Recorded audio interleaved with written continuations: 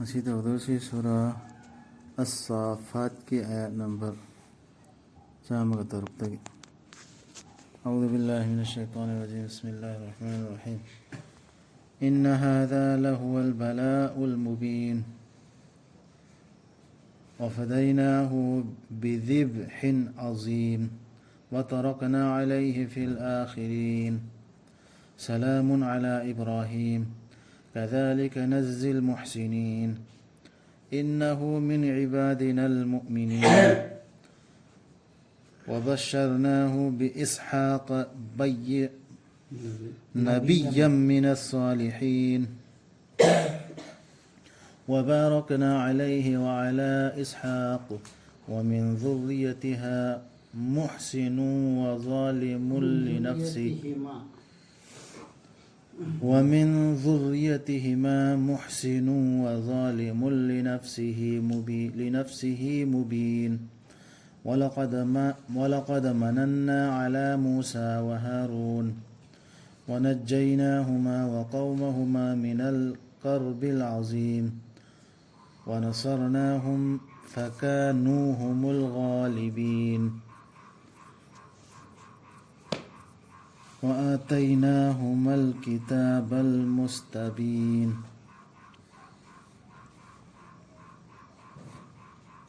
إبراهيم جي متى نيران ديشة ترشيكو الله نهاي كرنا نما بومبال لا الله جي نانجي مانغدو الله نهاي ركودو أدوغا تسيان نما أسوم نما نابي كوينا أفبتو بسيندا تسيان نما مدو مايك سيان لبا چانگينگ ني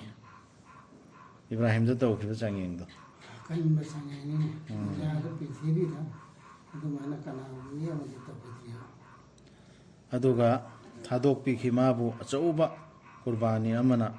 ꯃꯍꯨꯠ ꯁꯤꯟꯕꯤꯔꯤ ꯆꯥꯂꯦꯂꯨꯅ ꯍꯥꯏꯕꯁꯤꯕꯨ ꯉꯝꯒꯗꯕ ꯑꯂꯥꯍꯅ ꯍꯥꯏꯔꯤꯕ ꯂꯦꯟꯗꯕ ꯌꯥꯗꯦ ꯍꯥꯏ ꯅꯕꯤ ꯍꯣꯏ ꯉꯝꯈꯤꯗ꯭ꯔꯣ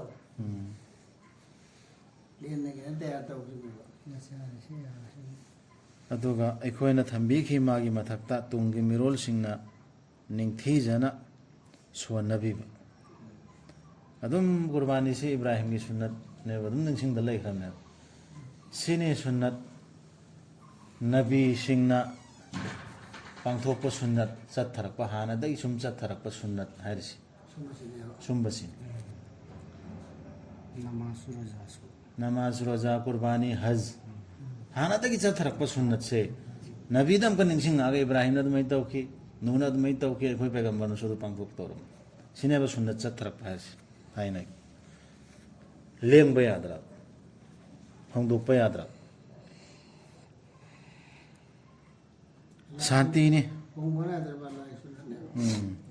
शांति ने इब्राहिम की मथक्ता असुम न मना पी इकोइना अफब तौबसिंगदा श्री इब्राहिम द पीखि मना से संगे को पास हो इसबेनेबा सुमैना मना पीब अफब तौबसिंगदा नवद दनते अफब तौबसिंगदा मान तौदुगिने फोल अदुम मना फजन पीब तसेनमक मा इखोइगी थाजरबा मनाइसिंगे मनुंगदगिनी मुमिन ने सिनेबा मुमिन हारसे इनाइसिंगे हायतबा अदुगा हराव पाव पीखि इखोइना मंगोंदा इसहाक की नबी अमा अफबा तौबसिंगी मनुंगदगी अदुगा इखोइना पीबीखि इयाई फरोल मंगोंदा अमसुंग इसहाकता अदुबु मकोय अनीगी मचा मसूसिंगी मनुंगदा याउखि अचुंबा तौबसु अदुगा मसादा अरानबा तौजबसु मयेक सेंगना मोय खानदान दगी हसिगे पैगंबर अदुक फरबा इब्राहिम के खानदान मोय मचा मसूसिंगदगिने अफबसु याउखि फतबसु याउखि सुमैना रसूल की खानदान हौथरपसुम पिरिनी ना हाइना द्रो माय खानदान दु वंखना मोहन द्रो रसूल की खानदान दगिसु इमान पुरखिबा पुरक्तब अदुम लाय सिदी मागी खानदान दे ओइरे मा इमुंग दे ओइरे न लैतेब मचना बाहर इस्राएल की मसा सिददी मैमा रसूल की खानदान नि सैयद खानदान नि अदुनी अदाने ना माई कईनुम सेमदोक न मोहन अद्रो अदु कहिंत लैते इस्लाम की अल्लाह की लोदा ꯄꯔꯈꯥꯗ ꯄꯥꯁ ꯇꯧꯔꯒ ꯑꯐꯕ ꯇꯧꯕꯗꯨꯅꯤ sida kariyama mizanam thammi se Allah na Quran manungda si tawraga phangan si phangba si tawran si phangba loina makini adu ꯅꯕꯤꯒꯤ ꯕꯨꯖꯨꯔꯒꯤ ꯀꯔꯤꯝ ꯈꯥꯏꯗꯣꯛ karim ta khaide ꯑꯩꯈꯣꯏꯅ ꯁꯦꯝꯕꯅꯦ ꯁꯤ ꯊꯥ ꯆꯥꯟꯕꯤꯈꯤꯕꯅꯦ ꯑꯩꯈꯣꯏꯅ ꯃꯨꯁꯥ ꯑꯃꯁꯨꯡ ꯍꯥꯔꯨꯟꯕꯨ ꯑꯐꯕ ꯇꯧꯈꯤꯕ ꯃꯤꯁꯤꯡꯗꯨꯒꯤ ꯑꯩꯈꯣꯏꯗ ꯎꯠꯂꯤꯁꯦ ꯑꯩꯈꯣꯏꯁꯨ ꯇꯧ ꯍꯥꯏꯕ ꯅꯠꯇ꯭ꯔꯣ ꯇꯧꯔꯒꯅ ꯁꯤ ꯐꯪꯗꯧꯔꯕ ꯑꯗꯨ ꯃꯥꯒꯤ ꯈꯟꯗꯥꯟꯗꯩ ꯑꯣꯏꯔꯁꯨ ꯐꯠꯇꯕ ꯇꯧꯔꯛꯑꯗꯤ ꯐꯠꯇ꯭ꯔꯦ ꯆꯥꯟꯕꯤꯈꯤꯕꯅꯦ ꯑꯩꯈꯣꯏꯅ ꯃꯨꯁꯥ ꯑꯃꯁꯨꯡ ꯍꯥꯔꯨꯟꯕꯨ ꯀꯟꯕꯤꯈꯤ ꯑꯩꯈꯣꯏꯅ ꯃꯈꯣꯏ ꯑꯅꯤꯕꯨ ꯑꯃꯁꯨꯡ ꯃꯈꯣꯏꯒꯤ ꯃꯤꯁꯤꯡꯕꯨ ꯑꯆꯧꯕ ꯑꯋꯥꯕ ꯑꯗꯨꯗꯒꯤ ꯑꯩꯈꯣꯏꯅ ꯇꯦꯡꯕꯥꯡꯕꯤꯈꯤ ꯃꯈꯣꯏ ꯑꯅꯤꯕꯨ ꯑꯗꯨꯅ ꯃꯈꯣꯏꯅ ꯑꯣꯏꯈꯤ ꯃꯊꯛ ꯊꯣꯡꯕꯁꯤꯡ ꯃꯊꯛ ꯊꯣꯡꯕꯁꯨ ꯑꯣꯏꯈꯤꯕꯒꯤ ꯋꯥꯔꯤ ꯑꯃꯨꯛꯀ ꯑꯜꯂꯥꯍꯅ ꯑꯩꯈꯣꯏꯗ ꯈꯪꯍꯜꯂꯛꯏꯁꯤ ꯃꯨꯁꯥ ꯑꯃꯁꯨꯡ ꯍꯥꯔꯨꯟꯁꯤ ꯕꯅꯤ ꯏꯁ꯭ꯔꯥꯏꯜꯒꯤ ꯃꯤꯅꯦꯕ ꯀꯔꯤꯅ ꯂꯥꯛꯅꯔꯝꯃꯤꯕ ꯅꯠꯇ꯭ꯔꯣ ꯃꯥꯏ ꯃꯤꯁꯤꯡꯗꯣ ꯐꯤꯔꯥꯎꯟꯅ ꯃꯤꯅꯥꯏ ꯑꯣꯏꯅ ꯗꯂꯤꯠ ꯍꯧꯖꯤꯛꯀꯤ ꯂꯣꯟꯗ ꯍꯥꯏꯔ ꯗꯂꯤꯠ ꯑꯣꯏꯅ ꯁꯤꯖꯤꯟꯅꯗꯅ ꯍꯟꯊꯕ ꯖꯥꯇꯤꯅꯤ ꯃꯈꯣꯏꯁꯤ ꯁꯨꯃꯥꯏꯅ ꯑꯩꯈꯣꯏ ꯃꯤꯅꯥꯏ ꯑꯣꯏꯒꯗꯕꯅꯤ ꯃꯈꯣꯏ ꯅꯨꯄꯤꯅꯤ ꯑꯩꯈꯣꯏꯅ ꯁꯨꯃꯥꯏꯅ ꯁꯤꯖꯤꯟꯅꯒꯗꯕꯅꯤ ꯑꯗꯨꯗꯒꯤ ꯃꯈꯣꯏꯅ ꯃꯊꯛ ꯊꯣꯡꯍꯜꯂꯛꯏꯃꯤ ꯑꯜꯂꯥꯍꯅ ꯍꯥꯏꯕ ꯏꯟꯕꯗꯒꯤ ꯑꯩꯈꯣꯏꯅ ꯄꯤꯈꯤ ꯃꯈꯣꯏ ꯑꯅꯤꯗ ꯁꯦꯡꯅ ꯇꯥꯛꯄꯤꯕ ꯂꯥꯏꯔꯤꯛꯇꯨ ꯇꯧꯔꯥꯠꯇꯨ ꯁꯦꯡꯅ ꯇꯥꯛꯄ ꯂꯥꯏꯔꯤꯛ ꯇꯧꯔꯥꯠꯇꯨ ꯃꯈꯣꯏꯗ ꯄꯤꯈꯤ ꯑꯗꯨꯏꯗꯣ ꯍꯥꯏꯕ ꯏꯟꯕꯗꯒꯤ ꯃꯊꯛ ꯊꯣꯡꯈ꯭ꯔꯦ ꯑꯩꯈꯣꯏꯗꯁꯨ ꯁꯦꯡꯅ ꯇꯥꯛꯄ ꯀꯨꯔꯥꯟꯅꯤ ꯄꯤꯔꯛꯏꯁꯤ ꯀꯨꯔꯥꯟꯁꯤꯗ ꯆꯃꯝꯅꯕ ꯌꯥꯝꯗ꯭ꯔꯦ ꯑꯇꯣꯞꯄ ꯌꯥꯟꯁꯤꯟꯅꯗꯅ ꯆꯃꯝꯅꯍꯟꯕ ꯌꯥꯝꯗꯦ ꯑꯃꯁꯨꯡ ꯑꯩꯈꯣꯏꯅ ꯂꯝꯖꯤꯡꯕꯤꯈꯤ ꯃꯈꯣꯏ ꯑꯅꯤꯕꯨ ꯆꯨꯝꯗ꯭ꯔꯤꯡ ꯆꯨꯝꯕ ꯂꯝꯕꯤꯗꯨꯗ ꯂꯝꯖꯤꯡꯈꯤꯁꯤ ꯁꯦꯡꯅ ꯇꯥꯛꯄ ꯂꯥꯏꯔꯤꯛꯇꯨ ꯄꯤꯔꯒꯅꯤ ꯂꯝꯖꯤꯡꯕꯤꯔꯤꯁꯤ ꯍꯦꯛꯇ ꯂꯝꯖꯤꯡꯕ ꯅꯠꯇꯦꯕ ꯑꯩꯈꯣꯏꯅ ꯊꯕꯛꯇꯨ ꯐꯖ ꯐꯖꯕ ꯇꯧꯔꯛꯄ ꯑꯜꯂꯥꯍꯅ ꯍꯥꯏꯕꯗꯨ ꯁꯨꯝ ꯑꯆꯨꯝꯕ ꯑꯣꯏꯍꯟꯒꯦ ꯑꯜꯂꯥꯍꯅ ꯍꯥꯏꯕꯗꯨ ꯁꯨꯝ ꯏꯜꯂꯛꯄ ꯏꯟꯕꯗꯒꯤ ꯑꯗꯨꯝ ꯑꯗꯨꯒ ꯑꯩꯈꯣꯏꯅ ꯊꯝꯕꯤꯈꯤ ꯃꯈꯣꯏ ꯑꯅꯤꯒꯤ ꯃꯊꯛꯇ ꯇꯨꯡꯒꯤ ꯃꯤꯔꯣꯜꯁꯤꯡꯅ ꯅꯤꯡꯊꯤꯖꯅ ꯁꯣꯟꯅꯕꯤꯕ ꯍꯧꯖꯤꯛꯐꯥꯎꯗ ꯋꯥꯔꯜ ꯃꯁꯥ ꯄꯨꯝꯅ ꯁꯣꯟꯅꯕ ꯅꯠꯇ꯭ꯔꯣ ꯃꯨꯁꯥ ꯍꯥꯔꯨꯟ ꯈꯣꯏꯁꯤ ꯃꯨꯁꯥ ꯑꯂꯩ ꯁꯂꯥꯝ ꯍꯥꯔꯨꯟ ꯑꯂꯩ ꯁꯂꯥꯝꯁꯤ ꯑꯍꯂꯦ ꯀꯤꯇꯥꯕ ꯄꯨꯝꯕꯅ ꯁꯣꯟꯅꯔꯤꯕꯅꯦꯕ ꯁꯥꯟꯇꯤꯅꯤ ꯃꯨꯁꯥ ꯑꯃꯁꯨꯡ ꯍꯥꯔꯨꯟꯒꯤ ꯃꯊꯛꯇ ꯇꯁꯦꯡꯅꯃꯛ ꯑꯁꯨꯝꯅ ꯃꯅꯥ ꯄꯤ ꯑꯩꯈꯣꯏꯅ ꯑꯐꯕ ꯇꯧꯕꯁꯤꯡꯗ ꯃꯈꯣꯏ ꯑꯅꯤꯗ ꯄꯤꯈ꯭ꯔꯤꯕ ꯁꯨꯃꯥꯏꯅ ꯑꯐꯕ ꯇꯧꯕ ꯈꯨꯗꯤꯡꯃꯛꯇ ꯑꯜꯂꯥꯍꯅ ꯁꯨꯃꯥꯏꯅ ꯃꯅꯥ ꯄꯤꯌꯦ ꯃꯊꯛꯁꯨ ꯊꯣꯡꯍꯟꯒꯅꯤ ꯑꯗꯨꯗꯒꯤ ꯃꯥꯏ ꯄꯥꯛꯀꯅꯤ ꯍꯥꯏꯕ ꯗꯨꯅꯤꯌꯥ ꯑꯃꯁꯨꯡ ꯑꯥꯈꯤꯔꯥꯠ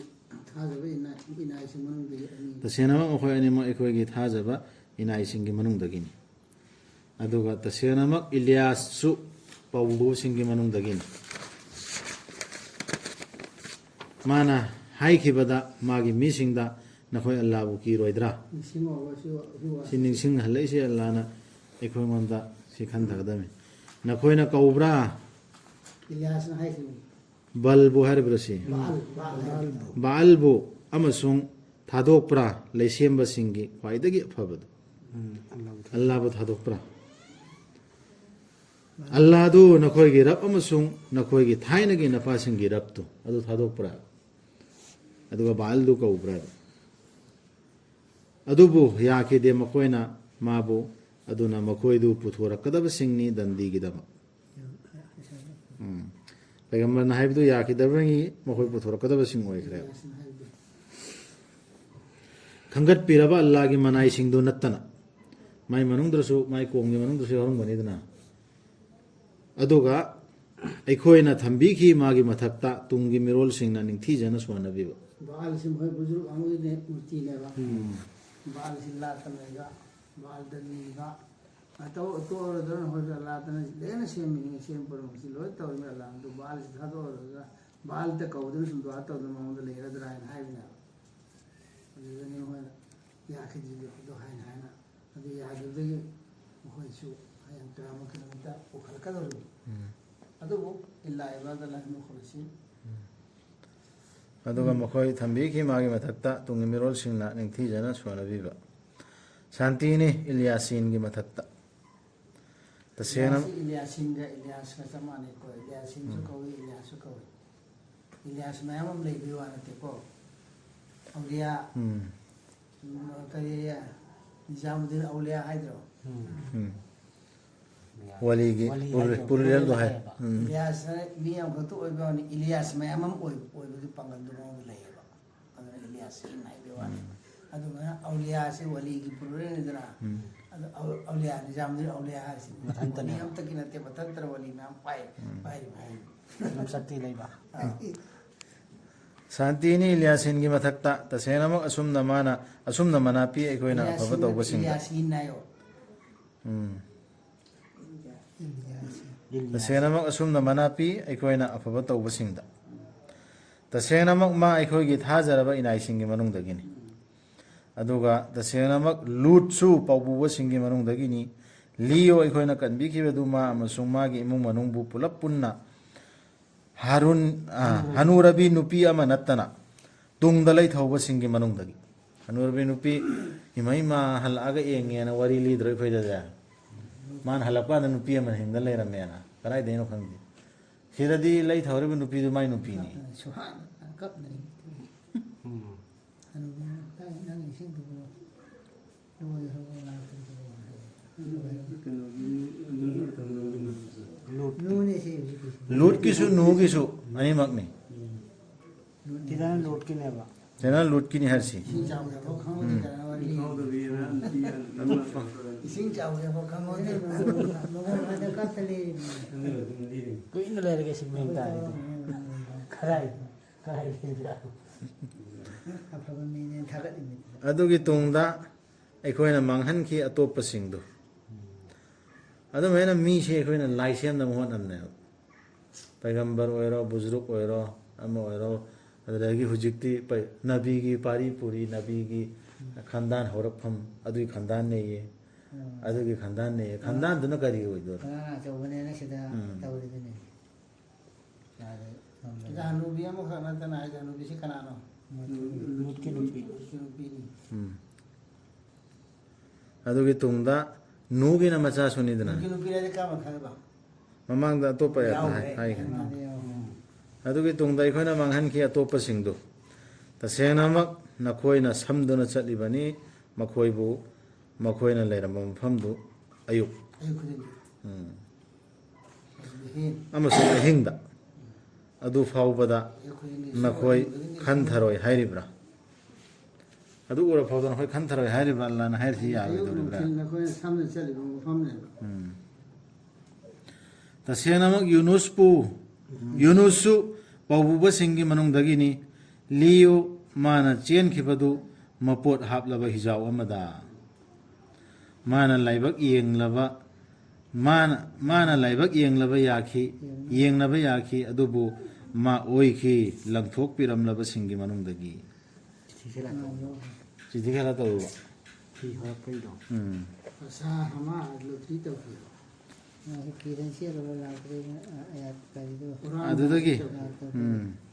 अदुदगी ngaदुना योटखि माबु महाक दोष लैरबा अमा ओइबदगी हि पैगंबरनी दोष लैबा अमा ओइबदगी ngaना योटखिसिगो ओइरमद्रबदी माना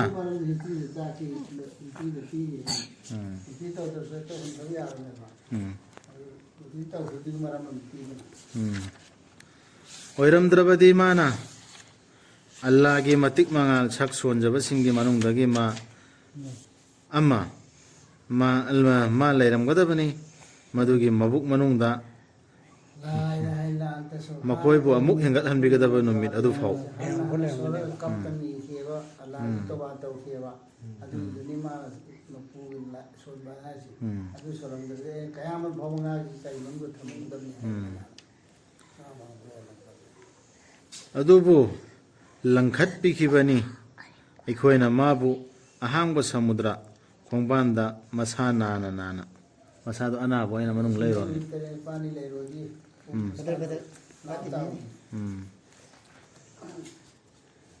अदुगा हौगत हनबिखिबनी अखोइना मागी माथक्ता खोंद्रुम पांबी अमा मासे इसिंगदगी लंखत पिखि अल्लाहना लौथोक पिखि कनबिखि अदुमैना मा तौबा तौर इता हाइरसु अदुम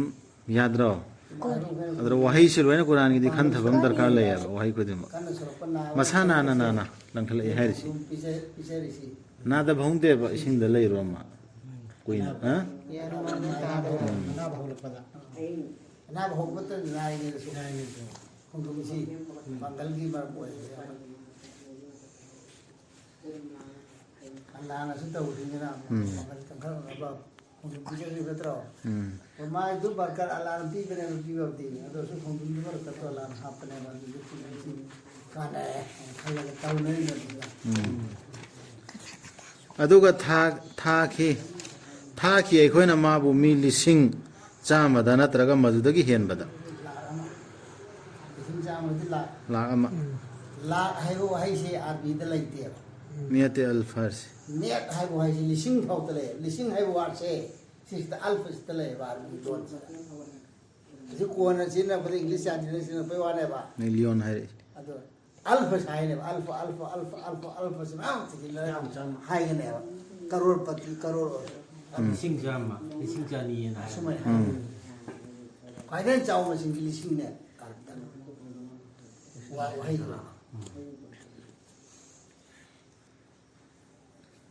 ꯃꯈꯣꯏꯅ ꯊꯥꯖꯈꯤ ꯑꯗꯨꯅ ꯑꯩꯈꯣꯏꯅ ꯅꯨꯡꯉꯥꯏꯅ ꯊꯝꯕꯤꯈꯤ ꯃꯈꯣꯏꯕꯨ ꯃꯇꯝ ꯈꯔ ꯍꯧꯖꯤꯛꯀꯤ ꯃꯤꯁꯤꯡ ꯇꯗꯟꯇ ꯇꯧ ꯃꯈꯣꯏꯗ ꯑꯣ ꯃꯨꯍꯝꯃꯗ ꯁꯜꯂꯜꯂꯥꯍꯨ ꯑꯂꯩꯍꯤ ꯋꯁꯜꯂꯝ ꯗ ꯅꯪꯒꯤ ꯔꯕꯀꯤꯅ ꯃꯆꯥꯅꯨꯄꯤꯁꯤꯡꯗ ꯂꯩꯕ꯭ꯔꯥ ꯑꯗꯨꯒ ꯃꯈꯣꯏꯒꯤꯅ ꯃꯆꯥꯅꯤꯄꯥꯁꯤꯡꯁꯨ ꯃꯈꯣꯏꯅ ꯃꯛꯀꯥꯒꯤ ꯃꯨꯔꯇꯤ ꯂꯥꯠꯄ ꯀꯥꯡꯕꯨꯅ ꯗꯦꯕꯤ ꯗꯦꯕꯇꯥ ꯂꯥꯠꯍꯟꯕꯤꯗꯅ ꯈꯤꯜꯂꯒ ꯑꯜꯂꯥꯍꯒꯤ ꯃꯆꯥꯅꯤ ꯐꯔꯤꯁꯇꯥꯁꯤꯒ꯭ꯔꯥ ꯍꯥꯏꯗꯅ ꯈꯣꯠꯇꯅ ꯅꯈꯣꯏꯒꯤ ꯁꯥꯏꯟꯁꯇꯨꯕꯨ ꯁꯣꯏꯔꯦꯅꯦ ꯁꯤꯅꯦꯕ ꯅꯪ ꯍꯥꯏꯁꯦ ꯅꯈꯣꯏꯒꯤ ꯁꯥꯏꯟꯁꯇꯨ ꯁꯣꯏꯔꯦꯕ ꯍꯪꯉꯨꯕ ꯅꯕꯤꯅ ꯑꯃꯨꯛꯇ ꯃꯐꯝꯗ ꯅꯈꯣꯏꯅ ꯄꯥꯝꯕꯅ ꯃꯆꯥꯅꯨꯄꯤ ꯄꯥꯝꯕ ꯑꯜꯂꯥꯍꯒꯤꯅ ꯑꯜꯂꯥꯍꯒꯤꯗꯃꯛꯇ ꯃꯆꯥꯅꯨꯄꯥ ꯑꯜꯂꯥꯍꯒꯤ ꯃꯆꯥꯅꯨꯄꯤ ꯄꯥꯝꯕ ꯅꯈꯣꯏꯅ ꯁꯥꯒꯤꯅ ꯃꯆꯥꯅꯨꯄꯥ ꯄꯥꯝꯕ ꯐꯠꯋꯥ ꯂꯧ ꯍꯥꯏꯔꯤꯅꯤ ꯑꯂꯤ ꯔബ്ꯕꯤꯀꯜ ꯕꯅꯥꯠ ꯅꯈꯣꯏꯒꯤ ꯔꯕꯀꯤꯅ ꯃꯆꯥꯅꯨꯄꯤ ꯋala humul banun ꯃꯈꯣꯏꯒꯤꯅ ꯍꯥꯏꯗꯤ ꯀꯨꯐꯥꯔ ꯑꯔꯕꯀꯤ ꯀꯨꯐꯥꯔ ꯃꯨꯁꯂꯤꯝ ꯃꯈꯩꯗꯣ ꯑꯗꯨꯒꯤꯅ ꯃꯆꯥꯅꯨꯄꯤ ꯃꯆꯥꯅꯨꯄꯥ ꯅꯠꯇ꯭ꯔꯒꯅ ꯑꯩꯈꯣꯏꯅ ꯁꯦꯝꯈꯤꯕ ꯐꯔꯤꯁꯇꯥꯁꯤꯡꯕꯨ ꯑꯃꯣꯝꯁꯤꯡ ꯑꯣꯏꯅ ꯑꯗꯨꯒ ꯃꯈꯣꯏꯅ ꯃꯗꯨꯒꯤ ꯁꯥꯈꯤꯁꯤꯡ ꯑꯣꯏꯍꯧꯕ꯭ꯔꯥ ꯐꯔꯤꯁꯇꯥꯁꯤ ꯑꯃꯣꯝ ꯑꯣꯏꯅ ꯁꯦꯝꯃꯛꯄ꯭ꯔꯥ ꯍꯥꯏꯕ ꯑꯗꯨꯒ ꯃꯈꯣꯏ ꯁꯥꯈꯤ ꯑꯣꯏꯕ꯭ꯔꯥ ꯍꯥꯏꯕ ꯈꯪꯕ꯭ꯔꯥ ꯁꯤ ꯍꯥꯏꯔꯦꯅ ꯑꯜꯂꯥꯍꯒꯤ ꯃꯆꯥꯅꯨꯄꯥ ꯂꯩ ꯍꯥꯏꯕꯒꯤ ꯋꯥ ꯅꯠꯇꯦ ꯍꯥꯏꯁꯦ ꯅꯈꯣꯏ ꯇꯧꯔꯤꯕ ꯁꯥꯏꯟꯁꯇꯨ ꯁꯣꯏꯔꯦ ꯍꯥꯏꯗꯤ ꯌꯦꯡꯉꯨ ꯇꯁꯦꯡꯅꯃꯛ ꯃꯈꯣꯏꯅ ꯁꯥꯖꯤꯟꯕ ꯑꯣꯏꯗꯕꯗꯨꯒꯤꯅꯤ ꯃꯈꯣꯏꯅ ꯍꯥꯏꯔꯤꯕꯗꯨ ꯃꯣꯏꯅ ꯁꯦꯝꯖꯤꯟ ꯁꯥꯖꯤꯜꯂꯤꯕ ꯑꯣꯏꯗꯕꯗꯨꯗꯒꯤꯅꯦꯕ ꯃꯈꯣꯏꯅ ꯍꯥꯏꯔꯤꯗꯨ ꯑꯜꯂꯥꯍꯒꯤ ꯑꯩꯈꯣꯏꯅ ꯁꯦꯝꯖꯤꯟ ꯁꯥꯖꯤꯟꯕ ꯃꯌꯥꯝ ꯑꯃ ꯂꯩꯗꯅ ꯑꯗꯨ ꯃꯅꯨꯡꯗ ꯁꯦꯝꯖꯤꯟ ꯁꯥꯖꯤꯟꯕ ꯑꯃꯅꯦꯕ ꯁꯤꯁꯨ ꯍꯥꯏꯔꯤꯕ ꯋꯥꯁꯤ ꯍꯥꯏꯗꯤ ꯁꯤꯒꯤ ꯗꯂꯤꯜ ꯀꯔꯤꯝꯇ ꯂꯩꯕ ꯅꯠꯇꯦꯕ ꯑꯜꯂꯥꯍꯒꯤ ꯃꯆꯥꯅꯨꯄꯤ ꯂꯩꯌꯦꯅ ꯐꯔꯤꯁꯇꯥꯁꯤꯡꯁꯦ ꯑꯜꯂꯥꯍꯒꯤ ꯃꯆꯥꯅꯨꯄꯤꯅ ꯃꯣꯏꯅ ꯍꯥꯏꯔꯤꯁꯦ ꯁꯤꯁꯤ ꯍꯦꯛꯇ ꯃꯈꯣꯏ ꯃꯌꯥꯝ ꯑꯃ ꯁꯦꯝꯖꯤꯜꯂꯤꯗꯅ ꯑꯗꯨꯃꯗꯤ ꯁꯤꯁꯨ ꯁꯦꯝꯖꯤꯟ ꯁꯥꯖꯤꯟ ꯍꯦꯛꯇ ꯍꯥꯏꯕꯗ ꯀꯔꯤꯝꯇ ꯗꯂꯤꯜ ꯄ꯭ꯔꯨꯞ ꯂꯩꯇꯦ ꯃꯈꯣꯏ ꯈꯪꯕ ꯂꯩꯇꯦ ꯑꯜꯂꯥꯍꯒꯤ ꯃꯆꯥꯅꯤꯄꯥ ꯑꯃ ꯂꯩ ꯍꯥꯏꯔꯤꯕꯗꯨ ꯇꯁꯦꯡꯅꯃꯛ ꯃꯈꯣꯏ ಮಿನಂಬꯁꯤꯡꯅꯤ ꯃꯥꯅ ꯈꯟꯈ꯭ꯔꯕ꯭ꯔꯥ ꯃꯆꯥꯅꯨꯄꯤꯁꯤꯡ ꯃꯆꯥꯅꯤꯄꯥꯁꯤꯡꯗꯒꯤ ꯍꯦꯟꯅ ꯄꯥꯝꯖꯅ ꯀꯩꯗꯧꯔꯕꯒꯦ ꯅꯈꯣꯏꯕꯨ ꯀꯔꯝꯅꯅꯣ ꯅꯈꯣꯏꯅ ꯇꯧꯔꯤꯕ ꯕꯤꯆꯥꯔꯗꯨ ꯕꯤꯆꯥꯔꯁꯨ ꯆꯨꯝꯗꯦꯕ ꯑꯗꯨ ꯑꯣꯏꯔꯕꯗꯤ ꯅꯈꯣꯏꯕꯨ ꯈꯟꯊꯔꯔꯣꯏꯗ꯭ꯔꯥ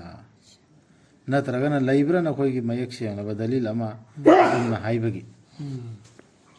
ꯑꯗꯨ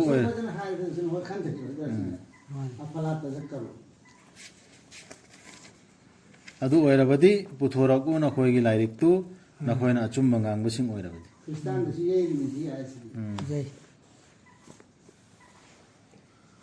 ꯃꯈꯣꯏꯅ ꯊꯥꯡꯖꯤꯜꯂꯤ ꯃꯔꯤ ꯑꯃ ꯃꯥ ꯍꯥꯏꯗꯤ ꯑꯜꯂꯥꯍ ꯑꯃꯁꯨꯡ ꯖꯤꯟꯁꯤꯡꯒꯤ ꯃꯔꯛꯇ ꯑꯗꯨꯕꯨ ꯖꯤꯟꯁꯤꯡꯗꯤ ꯍꯥꯟꯅꯅ ꯈꯪꯕꯅꯤ ꯃꯈꯣꯏꯕꯨ ꯄꯨꯊꯣꯔꯛꯀꯅꯤ ꯍꯥꯏꯕꯁꯤ ꯃꯥꯒꯤ ꯃꯥꯡꯗ ꯋꯥꯍꯪ ꯇꯧꯅꯕ ꯑꯗꯨꯒꯤꯗꯨꯕꯨ ꯃꯈꯣꯏꯅ ꯂꯥꯏꯇꯤꯡꯉꯩꯗ ꯑꯜꯂꯥꯍꯒꯤ ꯃꯆꯥ ꯃꯁꯨꯅ ꯖꯤꯟꯅꯥꯠꯀ ꯂꯥꯠꯂꯤ ꯃꯇꯤꯛ ꯃꯉꯥꯜꯅꯤ ꯑꯜꯂꯥꯍꯒꯤ ꯃꯈꯣꯏꯅ ꯍꯥꯏꯖꯤꯜꯂꯤꯕ ꯑꯗꯨꯗꯒꯤ ꯌꯥꯝꯅ ꯋꯥꯡꯅ ꯊꯥꯒꯠꯄꯤꯔꯕ ꯑꯗꯨꯒꯤ ꯋꯥꯗꯨ ꯑꯜꯂꯥꯍꯒꯤ ꯃꯔꯝꯗ ꯍꯥꯏꯕ ꯌꯥꯕ꯭ꯔꯥ ꯑꯜꯂꯥꯍꯗꯨꯗꯤ ꯃꯤ ꯑꯩꯈꯣꯏꯒꯨꯝꯕ ꯃꯈꯂꯨꯛ ꯅꯠꯇꯦ ꯃꯥ ꯂꯣꯏ ꯃꯈꯂꯨꯛ ꯄꯨꯝꯅꯃꯛ ꯁꯦꯝꯃꯤꯕ ꯑꯗꯨꯒ ꯑꯗꯨꯃꯥꯏꯅ ꯃꯆꯥ ꯃꯁꯨ ꯃꯄꯥ ꯃꯄꯨ ꯂꯩꯌꯦꯅ ꯍꯥꯏꯕ ꯍꯥꯏꯁꯤ ꯀꯔꯤ ꯋꯥꯅꯣ ꯁꯤꯕꯁꯤꯅꯦ ꯁꯨꯕꯍꯥꯅꯜꯂꯥꯍ ꯍꯥꯏꯁꯤ ꯑꯉꯛꯄꯅꯦ ꯑꯜꯂꯥꯍꯅ ꯃꯤꯑꯣꯏꯕꯅ ꯉꯛꯀꯗꯕ ꯋꯥꯍꯩꯗꯨꯅꯦꯕ ꯑꯜꯂꯥꯍꯅ ꯍꯥꯏꯔꯤꯁꯤ ꯁꯨꯕꯍꯥꯅꯜꯂꯥꯍ ꯑꯝꯃꯥ ꯌꯁꯤꯐꯨꯟ ꯃꯈꯣꯏꯅ ꯍꯥꯏꯖꯤꯜꯂꯤꯕ ꯃꯌꯥꯝꯁꯦ ꯃꯥꯏꯗꯩꯗ ꯑꯜꯂꯥꯍꯅ ꯐꯖꯅ ꯁꯦꯝꯃꯤꯗ ꯁꯤꯅꯦꯕ ꯈ꯭ꯔꯤꯁꯇꯥꯟꯒꯤꯁꯨ ꯌꯥꯎꯈ꯭ꯔꯦ ꯁꯤ ꯂꯣꯏꯅꯃꯛꯀꯤ ꯌꯥꯎꯈ꯭ꯔꯦ ꯑꯜꯂꯥꯍꯒꯤ ꯃꯔꯛꯇ ꯃꯈꯣꯏꯗꯤ ꯑꯜꯂꯥꯍꯁꯨ ꯊꯥꯖꯔꯤꯃꯦꯕ ꯃꯥꯁꯣꯜꯂꯤꯃꯦꯕ ꯑꯜꯂꯥꯍ ꯂꯩꯌꯦꯁꯤ ꯈꯪꯉꯤꯃꯦꯕ ꯑꯗꯨꯒꯤ ꯃꯇꯨꯡꯗ ꯑꯜꯂꯥꯍꯒꯤ ꯃꯆꯥ ꯂꯩꯌꯦꯅꯁꯨ ꯍꯥꯏꯔꯕ ꯐꯔꯤꯁꯇꯥꯁꯤꯡꯁꯦ ꯅꯨꯄꯤ ꯑꯜꯂꯥꯍꯒꯤ ꯑꯃꯣꯝꯅꯦꯅ ꯍꯥꯏꯔꯕ ꯃꯆꯥꯅꯨꯄꯤꯅꯦꯅ ꯁꯨꯃꯥꯏꯅ ꯍꯥꯏꯕ ꯀꯥꯡꯕꯨꯁꯤꯡꯗꯨꯅꯤ ꯆꯩꯔꯤ ꯑꯗꯨꯃꯥꯏꯅ ꯃꯆꯥ ꯀꯩꯅꯣ ꯇꯧꯔꯁꯨ ꯑꯇꯣꯞꯄ ꯂꯥꯏꯟ ꯑꯃ ꯑꯜꯂꯥꯍꯇ ꯈꯛꯇꯅ ꯉꯝꯕ ꯑꯇꯣꯞꯄꯅ ꯉꯝꯗꯕ ꯑꯇꯣꯞꯄ ꯀꯅꯥꯒꯨꯝꯕꯅ ꯉꯝꯃꯣꯏꯗꯕ ꯄꯣꯠ ꯑꯗꯨ ꯄꯣꯠꯇꯨ ꯀꯅꯥꯒꯨꯝꯕ ꯏꯟꯁꯥꯟ ꯑꯃꯗ ꯍꯥꯏꯖꯤꯜꯂꯨꯅꯦ ꯁꯝꯅ ꯍꯥꯏꯔꯕꯗ ꯃꯥꯅ ꯍꯦꯛ ꯀꯌꯥ ꯃꯇꯨꯡꯗ ꯃꯥꯅ ꯀꯔꯤ ꯏꯔꯣꯏ ꯇꯨꯡꯗꯁꯨ ꯍꯦꯛꯇ ꯅꯠꯇꯕꯤꯅꯣ ꯍꯦꯛ ꯀꯔꯥꯏꯅ ꯍꯥꯏꯕ ꯌꯥꯎꯕꯅꯦ ꯑꯩꯈꯣꯏ ꯑꯃꯜ ꯐꯠꯇ꯭ꯔꯁꯨ ꯃꯌꯥꯝ ꯍꯣꯡ ꯆꯥꯎꯕꯒꯤ ꯃꯇꯨꯡꯗ ꯅꯪ ꯃꯇꯨꯡꯗ ꯈꯤꯖꯤ ꯍꯦꯛꯇ ꯏꯜꯂꯛꯑꯒꯅꯤ ꯈꯤꯖꯤ ꯌꯥꯜꯂꯛꯑꯒꯅꯤ ꯀꯔꯤ ꯍꯥꯏꯅꯕ ꯌꯥꯎꯕꯅꯦꯕ ꯁꯤꯒꯨꯝꯕꯁꯤꯁꯨꯅꯦꯕ ꯂꯣꯏꯅ ꯁꯤ ꯁꯤꯔꯀꯅꯦꯕ ꯑꯩꯈꯣꯏꯁꯨ ꯃꯈꯣꯏ ꯍꯖꯔꯠ ꯏꯁꯥꯁꯤ ꯃꯆꯥꯅꯦꯅ ꯍꯥꯏꯕꯗꯨꯃꯥꯏꯅ ꯑꯩꯈꯣꯏꯁꯨ ꯃꯨꯁꯂꯤꯝꯁꯤꯡꯗꯁꯨ ꯔꯁꯨꯜꯁꯤ ꯋꯥꯡꯅ ꯊꯥꯡꯒꯠꯂꯤꯗꯨ ꯃꯆꯥꯕꯨ ꯍꯥꯏꯗꯤ ꯑꯜꯂꯥꯍꯒ ꯍꯦꯛꯇ ꯃꯊꯛꯇ ꯑꯔꯁꯇ ꯔꯁꯨꯜꯅ ꯍꯦꯟꯅ ꯋꯥꯡꯅ ꯊꯥꯡꯒꯠꯈ꯭ꯔꯕꯅꯤ अल्लाह रसूल से मोहम्मद का अल्लाह से करीम खतर के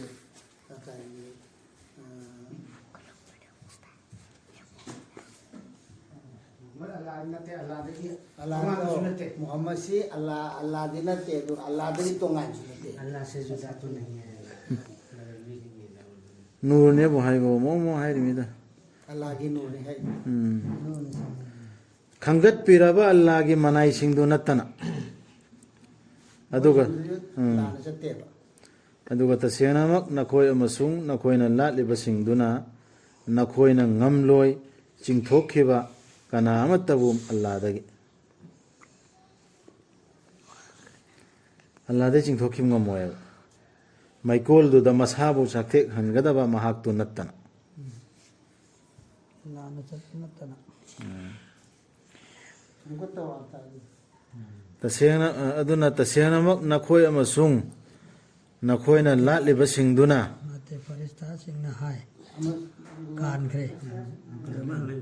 ama halai mathakidashu थका हंगलो फरिश्ता सिंहना हाय aduna tasengamak nakhoi amasung nakhoina latliba singduna nakhoina ngamloi chingthokhiba kana amatabu mangonda geri allah dagi maikol duda masabu chakthek hangadaba mahak tu nattana farista singna hai kanamta leite khoigi manungda magi khanglaba mafam ama leitaba कहीं ना से है हम अब भाता हाँ खंगरबा मतलब अमा लेते कोई हम सुबह सिंगन में कोई लाइव सिंगन ना अफबत तो सिंगन जिन ना है सी ऐसी की तोंगान तालु ने सी इन्नकुम वमा ताबुदूना नखोय पुनमा तसेनमा नखोय अदुना नखोय तसेनमा नखोय पुनमा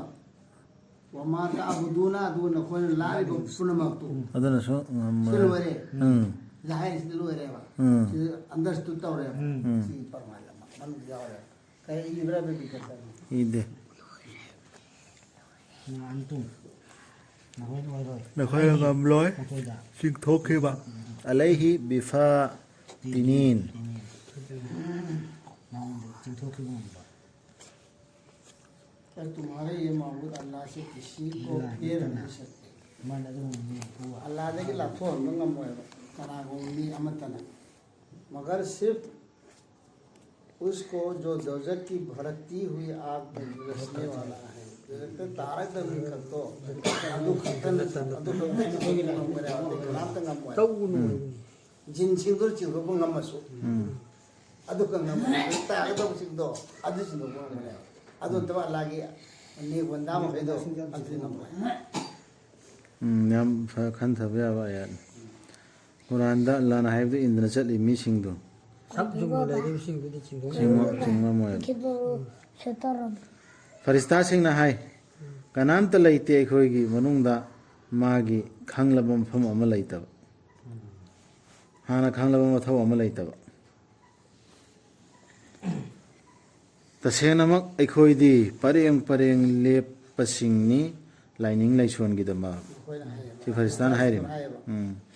tasenamak aikhoidi magi matik mangan sakson basingni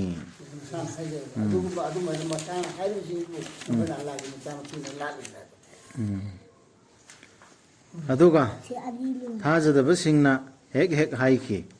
ꯑꯩꯈꯣꯏꯒꯤ ꯏꯅꯥꯛꯇ ꯂꯩꯔꯝꯂꯕꯗꯤ ꯄꯥꯎꯖꯦꯜ ꯑꯃ ꯊꯥꯏꯅꯒꯤ ꯃꯤꯁꯤꯡꯗꯒꯤ ꯑꯩꯈꯣꯏꯁꯨ ꯑꯣꯏꯔꯝꯒꯗꯕꯅꯤ ꯈꯪꯒꯠꯄꯤꯔꯕ ꯑꯜꯂꯥꯍꯒꯤ ꯃꯅꯥꯏꯁꯤꯡ ꯑꯗꯨꯕꯨ ꯃꯈꯣꯏꯅ ꯊꯥꯖꯗꯦ ꯃꯁꯤꯗꯗꯤ ꯀꯨꯔꯥꯟꯁꯤꯗ ꯑꯗꯨꯅ ꯃꯈꯣꯏ ꯊꯨꯅ ꯈꯪꯂꯛꯂꯒꯅꯤ ꯃꯗꯨꯒꯤ ꯐꯣꯜ ꯍꯥꯟꯅꯅ ꯃꯥꯡ ꯊꯥꯈ꯭ꯔꯕꯅꯤ ꯑꯩꯈꯣꯏꯒꯤ ꯍꯥꯏꯗꯤ ꯑꯜꯂꯥꯍꯒꯤ ꯋꯥꯍꯩ ꯑꯜꯂꯥꯍꯒꯤ ꯏꯅꯥꯏ ꯄꯥꯎꯕꯨꯕꯁꯤꯡꯒꯤꯗꯃꯛ ꯃꯗꯨꯗꯤ ꯇꯁꯦꯡꯅꯃꯛ ꯃꯈꯣꯏꯕꯨ ꯇꯦꯡꯕꯥꯡꯕꯤꯒꯅꯤ ꯍꯥꯏꯅ ꯒ꯭ꯌꯥꯟ ꯇꯥꯔꯤꯕ꯭ꯔꯥ ꯁꯤꯗꯤ ꯁꯤ ꯑꯜꯂꯥꯍꯅ ꯍꯥꯏꯔꯕꯗ ꯇꯧꯈ꯭ꯔꯕꯅꯦꯕ ꯅꯕꯤꯁꯤꯡꯗꯨꯒꯤ ꯃꯇꯦꯡ ꯄꯥꯡꯒꯅꯤ ꯍꯜꯂꯜꯂꯣꯏꯅ ꯗꯤꯟ ꯏꯁꯂꯥꯝꯗ ꯁꯟꯗꯣꯛꯄ ꯂꯣꯏꯗ꯭ꯔꯤ ꯐꯥꯎꯕ ꯑꯗꯨꯒ ꯇꯁꯦꯡꯅꯃꯛ ꯑꯩꯈꯣꯏꯒꯤ ꯇꯦꯡꯒꯣꯜꯅ ꯊꯥꯖꯕꯁꯤꯡꯅ ꯃꯊꯛ ꯊꯣꯡꯒꯅꯤ ꯍꯥꯏꯅ ꯁꯤꯁꯨ ꯌꯦꯡꯉꯨ ꯁꯤ ꯃꯊꯛ ꯊꯣꯡꯉꯤꯕ꯭ꯔꯥꯕ ꯉꯁꯤ ꯊꯥꯖꯔꯦ ꯑꯩꯈꯣꯏ ꯃꯨꯁꯂꯤꯝꯅ ꯂꯩꯔꯤꯕꯁꯤꯡꯁꯤ ꯃꯊꯛ ꯊꯣꯡꯕ꯭ꯔꯥꯕ ꯊꯣꯡꯗ꯭ꯔꯦꯅ ꯑꯋꯥꯜ ꯋꯥꯠꯂꯕꯅꯤꯅ